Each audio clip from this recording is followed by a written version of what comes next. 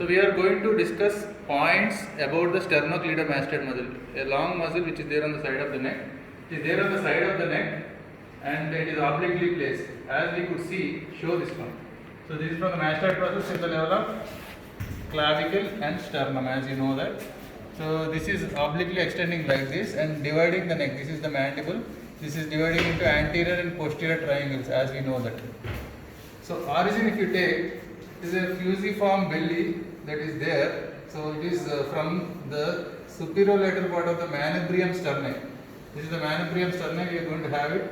So from there, the belly goes from superiorly, laterally outwards, and from the clavicle, middle third of the clavicle, it goes superiorly, and these two fuse.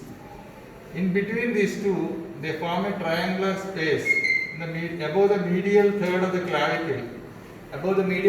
clavicle, which has the internal jugular vein terminal part, so which is helpful for a central line placement. So this is the internal jugular vein wherein you could find in the lesser supraclavicular fossa. It is called as lesser supraclavicular fossa. You find in between the two heads of origin of the sternocleidomastoid, you can find the lower part of the internal jugular vein. And if you take the insertion, it is just on the lateral surface of the mastoid, that is extending from tip to the base. This is the mastoid process. From tip of the mastoid till the level of uppermost part, it is completely inserted over there. And second part of the insertion, which is thinner one. First part of the insertion is a thicker one, second part is a thinner one, which is like an aponeurosis. That is on the lateral half of the superior nuchal line. You take the superior nuchal line behind the neck of the occipital bone. Superior nuchal line of the occipital bone. So first part is on the mastoid, second part is on the occipital bone. If you take the arterial supply, I'll confirm it. Superior nuchal line is present behind the neck, as you know, superior nuchal line and inferior nuchal line. So wherein one of the attachment is to the superior nuchal line, that is on the occipital bone. This is the occipital bone part and this is the mastoid part of the temporal bone. So two bones are there for the attachment of your sternocleidomastoid. Taking the arterial supply, it has got, so where it supplies, upper third if we take, it is the occipital artery and posterior auricular arteries. Occipital artery and posterior auricular artery, because as we know, the insertion itself is occipital bone, you can just say occipital artery and posterior auricular artery. That is, if you take this is the auricle, this will be the posterior auricular artery. Middle third is by superior thyroid artery and lower third is by means of a suprascapular artery. Nerve supply, if you take spinal accessory nerve, which is the chief motor component, and sensory components being C2 and C3 ventral rami. It is helpful, its action is that it is helpful in moving the head from toward the same side and chin to the opposite side. As a bilateral action, it can lift the head while getting up from a pillow. It is also acting as an accessory muscle of respiration. If we take the sternocleidomastoid and its relations, it is like a ribbon which is having superficial parts and deep parts. From the top to bottom, if you are going, we find the skin first. So you are elevating the skin first, and below the skin is the platysma muscle. Okay, then you go to the subplatysmal plane, which is the plane for least bleeding, as you should see during the surgery. Subplatysmal plane. Next, we find the cutaneous nerves like greater auricular nerve, number 1. Number 2, transverse cervical nerve. Number 3, medial supraclavicular nerve. Number 4, lesser occipital nerve. So once again, greater auricular nerve. Number 2, transverse cervical nerve. Number 3, medial supraclavicular nerve. Number 4, lesser occipital nerve. So these are the nerves that are there below the platysma, just above the sternocleidomastoid. You also find the vein, like external jugular vein. When you are dissecting, you find the external jugular vein external jugular vein, it is external, therefore external to the sternocleidomastoid. Remember like that. Internal jugular vein will be medial to the below the sternocleidomastoid. You can remember like that. And superficial cervical lymph nodes, which are above the level of the sternocleidomastoid, superficial cervical lymph nodes, and also a part of parotid gland as you go up and up. As you go up and up, you have got the sternocleidomastoid like this, mastoid like this, and then parotid gland will be like this here.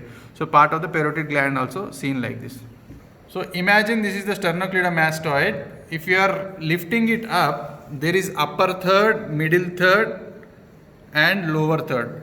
So what are the contents that are seen in the upper third? So deep relations of the upper part of the sternocleidomastoid. You can say you have got the posterior belly of digastric. Okay, posterior belly of digastric is anterior belly, as you show. See this, if you lift the sternocleidomastoid, you find the posterior belly of digastric, and the other muscle called as longissimus capitis, other muscle called as splenius capitis, and especially occipital artery branches. So branches of the occipital artery are below the sternocleidomastoid at the upper third of the muscle. These are the relations of the upper third of sternocleidomastoid below it, below the sternocleidomastoid.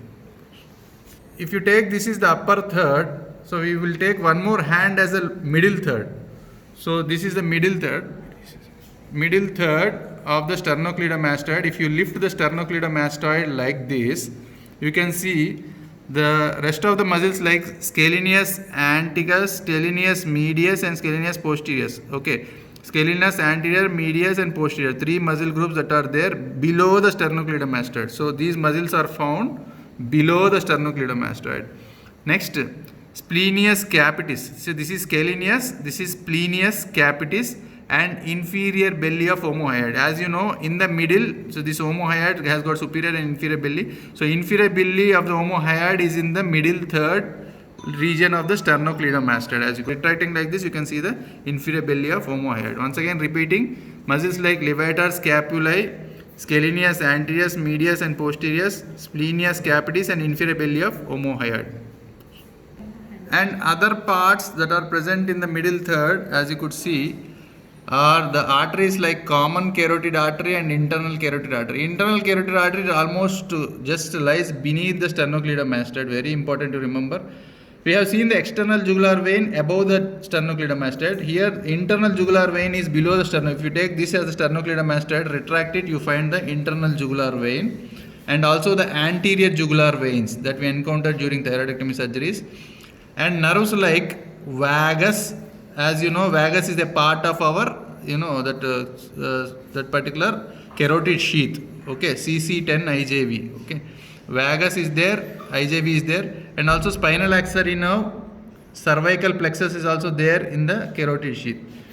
And you also find the brachial plexus upper part. So brachial plexus upper part, ansa cervicalis, that is the inferior root of ansa cervicalis. This is present below the middle part of the sternocleidomastoid. And in the middle part of the sternocleidomastoid only, when you are dissecting and retracting up, you know that the thyroid gland lateral part is covered by the sternocleidomastoid only. So when you are retracting it, you find the thyroid gland and also the lymph nodes that are present. So these are the chief structures that are present in the middle third. So middle part, once again we are revising like muscles like levator scapulae, scalenus anterior, medius, and posterior, and splenius capitis, and also inferior belly of omohyoid. And arteries like common carotid artery, internal carotid artery, veins like internal jugular vein and anterior jugular vein, nerves like vagus, spinal accessory and cervical plexus, brachial plexus upper part, ansa cervicalis inferior root, and glands like thyroid gland and lymph nodes. So we are taking the sternocleidomastoid from top to bottom. I am opening the sternocleidomastoid from top to bottom. Now we are seeing the parts of the lower third. Lower third has got muscles like sternohyoid and sternothyroid, as you know, ribbon muscles that are present in front of the neck, that is strap muscles. And you have got scalenus anterior also. You are coming anterior and anterior, scalenus anterior also. Next, arteries like suprascapular artery and transverse cervical artery. Suprascapular artery and transverse cervical artery. Veins like anterior jugular vein, and nerves like brachial plexus lower part, upper part is present in the middle third as we have seen, and nerves like phrenic nerve that is also present over here. So once again, recollecting everything very fast when you are doing surgery, you see it very fast. Like deep relations in the upper part is posterior belly of digastric, longismus capitis, splenius capitis, and occipital artery. Middle part is having muscles like levator scapulae, scalenus anterior, medius and posterior, splenius capitis, and inferior belly. And arteries like common carotid artery, internal carotid artery, veins like internal jugular vein, anterior jugular vein, nerves like vagus, spinal accessory, cervical plexus, brachial plexus, upper part, ansa cervicalis, inferior part, and glands like thyroid gland and lymph nodes. And lower third, that is like deep relations like sternohyoid and sternothyroid, the strap muscles, scalenus anterior, and anterior arteries like muscles like scalenus anterior, and arteries like suprascapular artery and transverse cervical artery, veins like anterior jugular vein, and nerves like brachial plexus lower part and phrenic nerve, and these are all the parts of lower third of the sternocleidomastoid.